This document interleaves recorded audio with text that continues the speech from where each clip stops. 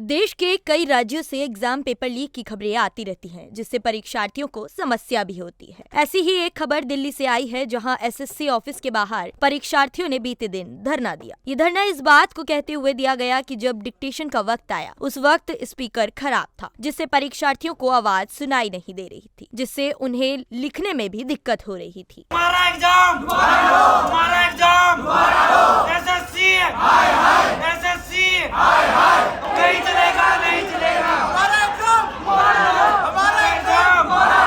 ये धरना दिल्ली के लोधी रोड स्थित सीजीओ कॉम्प्लेक्स के एसएससी ऑफिस और नोएडा सेक्टर 62 के एग्जाम सेंटर के बाहर हो रहा था। परीक्षार्थियों का आरोप है कि जब उन्हें ग्रेड डी की डिक्टेशन दी गई तो स्पीकर की आवाज क्लियर नहीं थी, लेकिन फिर भी उन्होंने डिक्टेशन कैसे न कैसे करके लिख ली।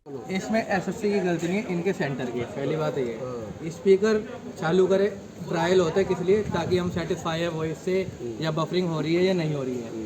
हमने उस ट्रायल में रिजेक्ट कर दिया जी, we are not able to listen this, हम नहीं सुन पा रहे थे। फिर हुआ ट्रायल, फिर वही सेम कंडीशन उधर। फाइनल एट द लास्ट क्या करा इन्होंने कि भाई तुम्हें पेपर देना ही पड़ेगा, चाहे तुम दो या मत दो। डिक्टेशन 5 सेकंड में चालू हो जाएगी, डिक्टेशन होगी चालू, बिल्कुल बफरिंग। उसके बाद कई सारे कैंडिडेट्स ऐसे थे जिन्होंने लॉगिन ही नहीं करा टाइपिंग में। वो इसलिए नहीं करा क्योंकि सुन ही नहीं पाए। स्टेनोग्राफर की ताकत क्या है? कान।